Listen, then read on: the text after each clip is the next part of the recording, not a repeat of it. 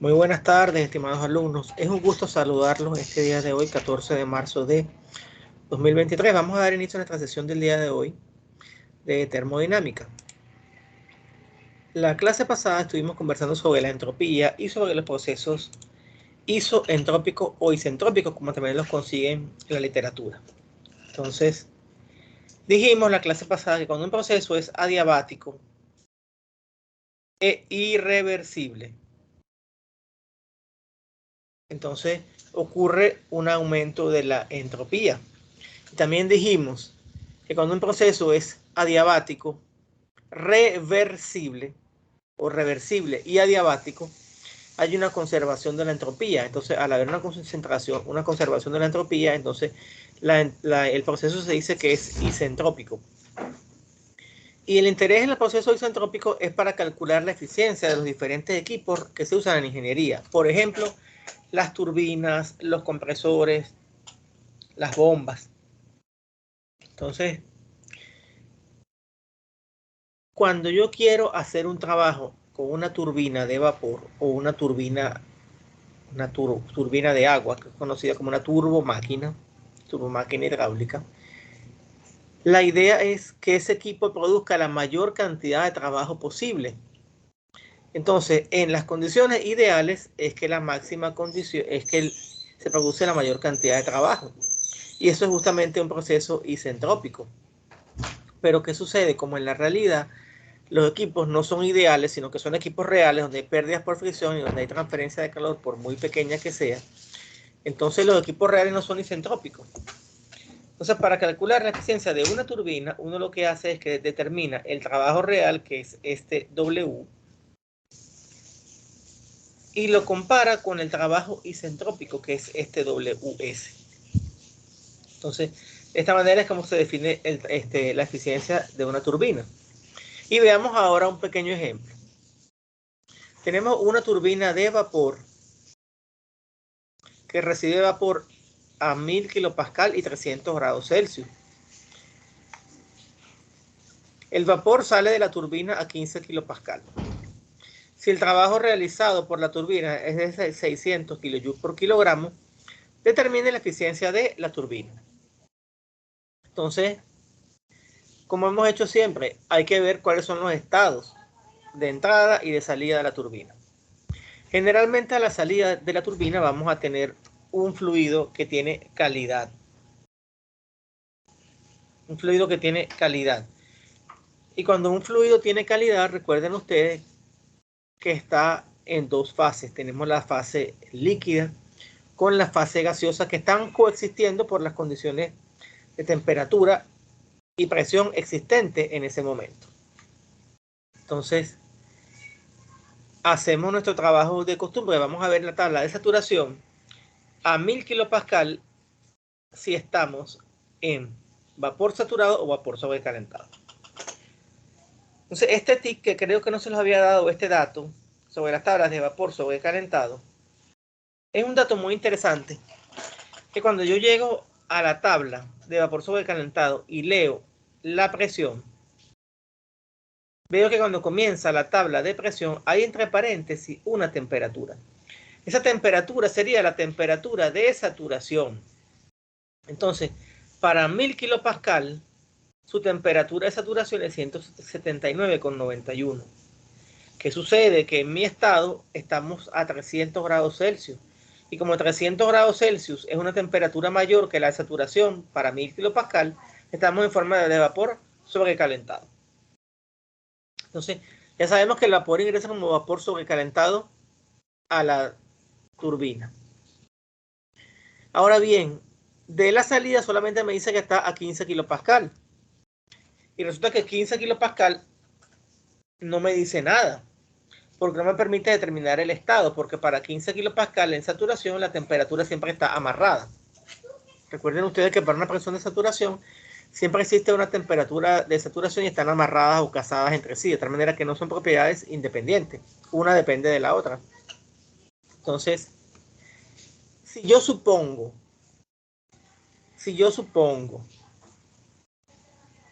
que esta turbina es isentrópica,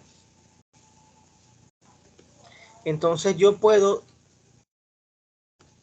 con la entropía del estado 1, que yo la veo de acá, de la tabla de vapor sobrecalentado, decir que esa entropía S1 es igual a la entropía S2.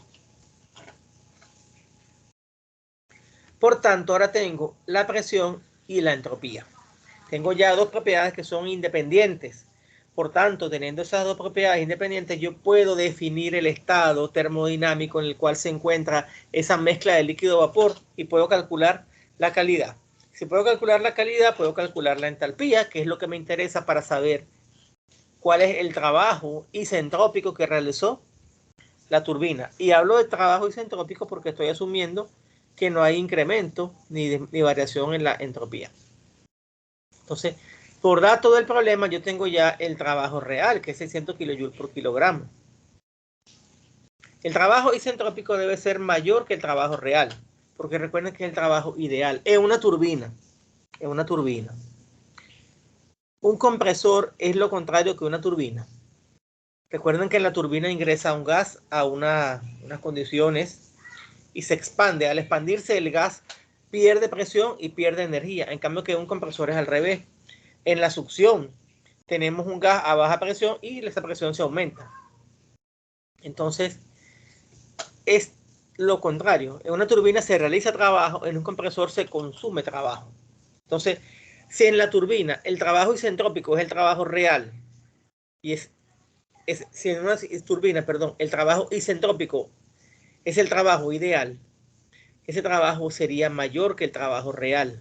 Pero en un compresor, el trabajo isentrópico es menor que el trabajo real, porque en condiciones ideales, un compresor consume menos energía que un compresor real. Entonces hay que tener mucha claridad en eso. En los equipos como los compresores y las bombas, que son equipos que consumen trabajo, y los ventiladores también, siempre el trabajo isentrópico es menor que el trabajo real. En cambio que en las turbinas, que son equipos de producir trabajo, de aportar potencia al sistema, la potencia isentrópica siempre sería mayor que la potencia real. Entonces, bueno, ya tenemos entonces la calidad. Perdón, podemos calcular la calidad porque tenemos que esta entropía de 7.1228 está entre SF y SG. SF es 0.7548 y SG es 8.0084. De tal manera que un valor intermedio, eso me indica que ese estado está dentro del domo de saturación. Entonces, aplico la fórmula de calidad, solamente que tiene este sufijo, este es su índice S para indicar que es la calidad del proceso isentrópico. S menos SF entre SFG. S ya lo tengo, SF ya lo tengo y SFG también lo tengo porque lo leo de la tabla. Con eso calculamos la calidad. Si tengo la calidad, puedo calcular la entalpía, pero la entalpía isentrópica. Aplicando esta fórmula, la entalpía isentrópica es H2F más la calidad por H2FG. Tengo los valores de HF, HFG, calculo mi entalpía isentrópica. Listo. Entonces, tengo ya la entalpía isentrópica, tengo la entalpía inicial porque conozco perfectamente el estado inicial, y ahora lo que hago es calcular el trabajo isentrópico de la turbina. Sería H1 menos H2S, porque es entrada menos salida. Y sería entonces 3051,15, que ya lo leí de la tabla de vapor sobrecalentado para 1000 kilopascal y 300 grados Celsius. Y este H2S que acabo de calcular me daría 741,86. Entonces, fíjense ustedes que el trabajo real es 600 y el trabajo isentrópico es 741,86. Entonces tenemos que la eficiencia de la turbina es 80,88%. No está tan mal tampoco. Entonces, recordemos también que si queremos saber las condiciones reales de la turbina, para saber cuánto es la entalpía real y cuánto es la calidad real, también lo podemos hacer. Porque tenemos que el trabajo real, por eso no le pongo el índice S, sería la entalpía de entrada menos la entalpía de salida. No conozco la entalpía de salida, pero la puedo calcular. La despejo de acá. Sería la entalpía de entrada menos el trabajo. Sería entonces 2451,15. Entonces con este valor se calcula la calidad real. Con la fórmula de calidad en función de la entalpía. Entonces la calidad sería 93,77%. Y con eso la entalpía sería 7.5663. Entonces la entalpía real es mayor que de salida es mayor que la entalpía entrada. Entonces la entropía aumentó cuando la turbina hizo trabajo. Y otra cosa interesante de observar acá es que este fluido a la salida de la turbina tiene mayor calidad que en las condiciones ideales, o sea, las condiciones isentrópicas. Y eso ocurre porque realmente lo ideal fuera que el gas, el vapor se expandiera lo máximo posible, que la calidad fuera muy baja. ¿Para qué? Para aprovechar toda esa cantidad de energía que trae ese vapor. Pero en la realidad lo que ocurre es que la humedad en las últimas etapas de las turbinas es sumamente dañina. Por ende, no se quiere tener esa humedad en las últimas etapas de la turbina porque daña los álabes de la turbina y produce también cavitación en la turbina, que es lo contrario que ocurre en las bombas. En las bombas lo que no queremos es tener gotas de vapor en la succión, mientras que en la turbina no queremos tener gotas en las últimas etapas de la turbina, porque es dañino. Entonces esa es otra de las razones por las cuales no hay esa idealidad en las turbinas. Número uno, no son adiabáticas, no son reversibles y además tienen que diseñarse para que la humedad no sea muy alta, es decir, la presencia de líquido sea baja en las últimas etapas de la turbina, porque esas gotas son dañinas para la turbina, esas gotas de agua líquida son dañinas para la turbina. Entonces, tenemos también los diagramas de temperatura, entalpía, tenemos el mismo domo de saturación. Recuerden que el domo lo teníamos como temperatura, volumen específico, lo teníamos como presión, volumen específico. Aquí ocurre lo mismo. De este lado tenemos el líquido saturado, llegamos al punto crítico y del punto crítico hacia la derecha vamos a tener vapor saturado. Dentro del domo es líquido vapor como de costumbre y bajo ciertas condiciones, al superar, por ejemplo, esta temperatura, superar la temperatura de saturación, pues se alcanza entonces vapor sobrecalentado y de este lado también. Cuando la temperatura es menor que la temperatura de saturación, entonces tendremos líquido comprimido. Entonces, en este domo de saturación se observa que a medida que pasamos de líquido saturado a vapor sobrecalentado, a vapor saturado, perdón, se incrementa la entropía. Y eso lo vimos en las tablas. En las tablas vimos que SF siempre es mucho menor que SG. Esos diagramas TS también nos proporcionan gran ayuda visual en el análisis termodinámico de los procesos.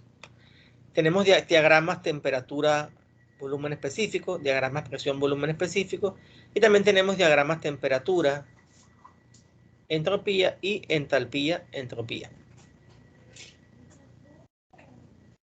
Cuando tenemos un proceso internamente reversible, podemos decir que el calor es el área bajo la curva temperatura, entropía.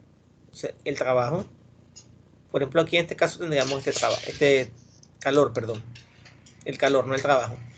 En la curva de presión, volumen específico, teníamos el trabajo. En la curva temperatura, entropía, perdón, tenemos el calor. Estos diagramas de propiedades también proporcionan gran ayuda visual en el análisis termodinámico del proceso. Por ejemplo, en este domo se observa que a medida que aumenta la entalpía, también puede aumentar la entropía. Por ejemplo, si hacemos un proceso desde la curva 5, que es esta que está acá, de 5 hasta 7, de 5 hasta 6, de 6 hasta 7, hay un cambio, pues este es el proceso isentrópico y este es el proceso real que está en rojo. Entonces, vemos que en el proceso isentrópico, lo interesante de estos diagramas es que vemos que en el proceso isentrópico, que son los que tienen el sufijo, su índice S, la entropía permanece constante. Mientras que en los procesos reales hay un incremento de entropía, tanto en calderas como en calentadores como en condensadores. También existe cambio de entropía para líquidos y sólidos. Los líquidos y sólidos pueden aproximarse como sustancias incompresibles, es decir, que no se pueden comprimir, pues sus volúmenes específicos permanecen casi constantes durante el proceso. Recuerden ustedes que los líquidos aumentan el volumen específico cuando hay incrementos considerables de temperatura, pero por presión, ellos no van a aumentar su volumen específico. Entonces, partiendo de las ecuaciones que relacionan la entropía con la energía interna y la entalpía, tenemos que la variación o el diferencial de la entropía es igual diferencial de energía interna entre temperatura más P por el diferencial de volumen entre temperatura. En ese domo que vimos anteriormente se observa que a medida que aumenta la entalpía de una sustancia puede incrementar su entropía. También podemos tener procesos isentrópicos donde ocurren aumentos de entalpía. O sea que esto aumenta, pero que esto se hace cero. Entonces, si el diferencial de volumen es igual a cero y el diferencial de temperatura es C, la energía interna, perdón, es C por diferencial de temperatura, donde C es el calor específico promedio del líquido sólido para un intervalo de temperaturas dado, entonces podemos plantear que esto que está acá, que el cambio de entropía para líquidos y sólidos entre dos estados es el calor específico promedio entre esos dos puntos por el logaritmo de T2 entre T1, que son las temperaturas de los estados 2 y estado 1.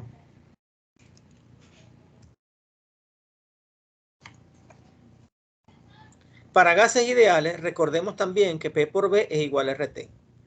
Y además, la variación de energía, el diferencial de energía interna, es S sub E, que es el calor específico a volumen constante por diferencial de temperatura.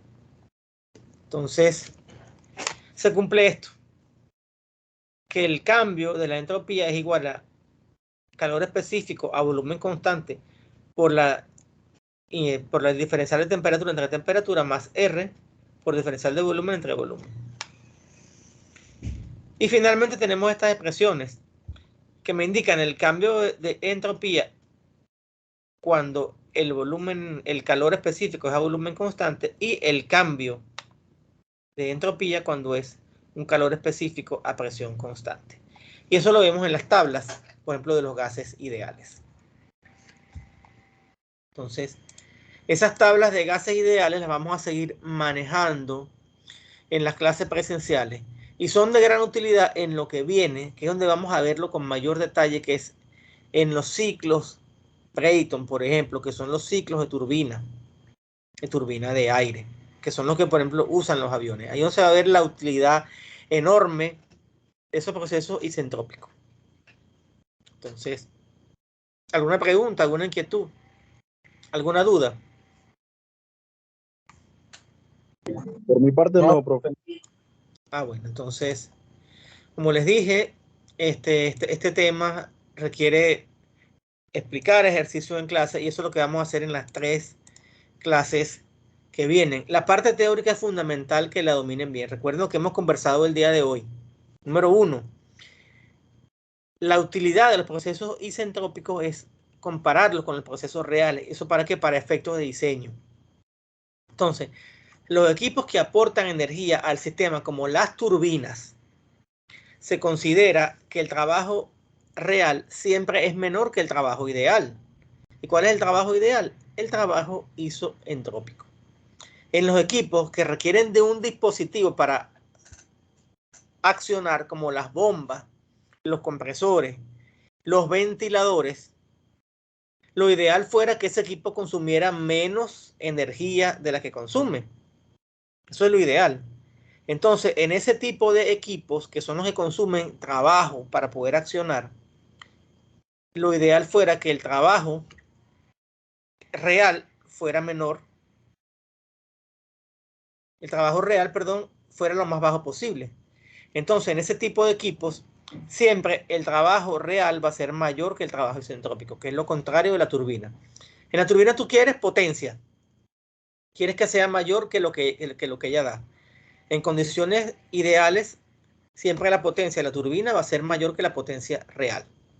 En un compresor, en condiciones ideales, en una bomba en condiciones ideales, en un ventilador en condiciones ideales, lo ideal fuera que consumiera menos trabajo que el que consume. ¿Cuál es el trabajo ideal? El trabajo isoentrópico. Entonces, para esos equipos, el trabajo isentrópico es menor que el trabajo real. Y eso no hay que perderlo de vista nunca. Y para eso es que se estudian estos casos. Y para eso que tenemos las tablas, para eso que hablamos de procesos isentrópicos y de todo lo demás. ¿No ocurren? Por supuesto que no ocurren. Pero ¿qué hacemos? Bueno, ¿qué hacen los que se encargan de diseñar equipos? Mejoran los sistemas de lubricación. Trabajan con materiales cada día más livianos y con la misma resistencia. ¿Para qué? Para que los equipos sean menos pesados y por ende tengan menos inercia, o sea, es decir, tengan menos resistencia al movimiento y por ende consuman menos energía, sean más eficientes. Entonces, cada día le pones mejores aislantes, ahí vas bajando las pérdidas de calor. Entonces, poco a poco te acercas a lo que sería el proceso ideal, pero nunca lo vas a alcanzar porque lo ideal sencillamente no existe. Entonces, esos son los tips que hay que tener. Y más allá de que sepa, de entender que la entropía es entender para qué sirven las cosas y para qué las utilizamos. ¿Ok? Entender que es verdad que lo ideal nunca lo vamos a poder alcanzar, pero que es mi patrón de comparación, que me sirve para el diseño. Me sirve, mira, imagínense que hace 100 años atrás cuando salieron los motores de combustión interna, que consumían, como dije hace unas clases, más o menos rendían era 4 kilómetros cada litro de combustible. ¿Qué han hecho en todo este tiempo? Han mejorado los sistemas de refrigeración, han mejorado las aleaciones, han mejorado también, han puesto recuperadores de calor, han puesto electrónica, han mejorado los sistemas de control. ¿Para qué? Para que esos motores sean más eficientes y se acerquen sin nunca alcanzarlo a la eficiencia isentrópica que tienen los motores calculados bajo esas mismas condiciones, que las de Carnot, por ejemplo. Entonces, en la próxima clase, que espero que vayan más asistentes en la clase presencial, que el día de hoy vamos entonces a hacer algunos ejercicios de primera ley, sistemas abiertos, primera ley para sistemas cerrados, y vamos a también meter esto de la segunda ley.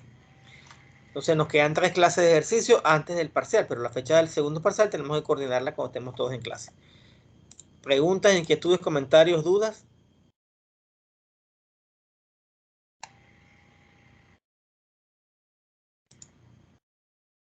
Bueno, Por sí, ahora no. muy bien. Entonces vamos a dejarlo hasta acá por el día de hoy. Nos retiramos y entonces nos vemos en la clase presencial el día jueves. Que tengan una feliz noche y que descansen, jóvenes. Hasta luego. No, muchas gracias. Hasta luego, profe. Buenas Hasta noches a luego, usted. feliz tarde.